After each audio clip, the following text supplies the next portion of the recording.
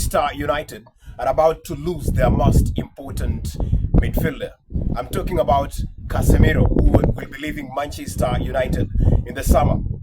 Now, Manchester United is looking to rebuild the midfield, maybe around Kobbie Mainoo, who is the future of midfield in Manchester United. Welcome back to Manchester United Diehards. My name is Ephraim Juma. I'm here with Seth, and today we want to talk about the Manchester United midfield rebuild. Now, Casemiro has confirmed he's leaving, and in fact the board tried to convince him to remain at United, but he has confirmed he's leaving. And now the rebuild begins. United are targeting Sandro Tonali, Carlos Baleba, Bruno Guimaraes, and of late, Elliot Anderson. Why? Because modern football needs energy, pressing, and ball control. Ball control, Kobbie Mainoo has ball control. As for pressing, we can look for Tonali. Yeah. As for energy, still Tonali. Yeah, right? That energy and aggressiveness. And Casemiro, as great as he is, no longer fits for the future. Yeah, he no longer fits. Right? Because of his age. Now the plan, build around Kobbie Mainoo and add a dynamic partner and create a new era. Building around Kobbie Mainoo, who do you think fits the Manchester United midfield rebuild between these midfielders? You're talking about Sandro Tonali, you're talking about Bruno Guimaraes, you're talking about Carlos Baleba and Elliot. So who do you think is best fitted to replace Casemiro at Manchester United and help Kobbie Mainoo and Bruno Fernandes steer the midfield of Manchester United next season, of course in the Champions League? What now with Kobbie Mainoo? There was a time I watched Ruben Amorim play Kobbie Mainoo up front. Like, he was not in the defensive role. He opted for Kobbie Mainoo to be an attacking midfielder. And I think he somehow unleashed a part of Mainoo that we don't know. And Kobbie Mainoo proved in that particular area that he has the capability to unlock defenses. So, if you are looking for a holding midfielder to partner with Kobbie Mainoo, I would have loved to see Kobbie Mainoo taking up the upfront role where Bruno Fernandes is currently is. But since we cannot wait for Bruno, so we have to bring in a partner to partner with Kobbie Mainoo. Kobbie Mainoo defensively is not strong. By the way, we are struggling in the midfield defensively because of how poor he is in defending.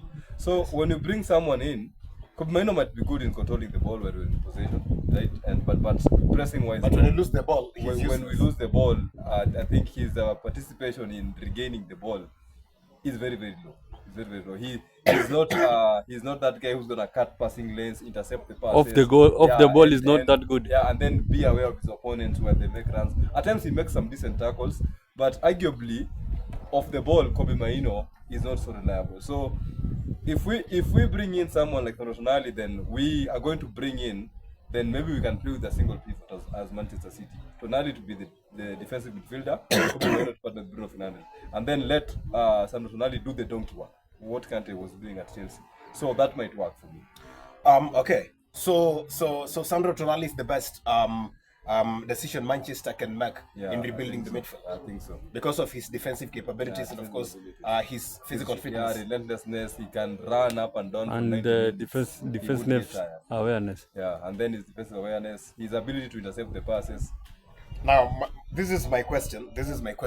Sandro Tonali might cost $100 million for Manchester United. Is that worth it in today's football? I think it's worth it because if somebody like Enzo Fernandez can come to Chelsea with 120, why not bring in Tonali with 120 and a flop? and then he flopped. So the only worthy midfielder is Caicedo. It was Caicedo. And then when you rank Tonali and Caicedo, Tonali was ranked above Caicedo last season.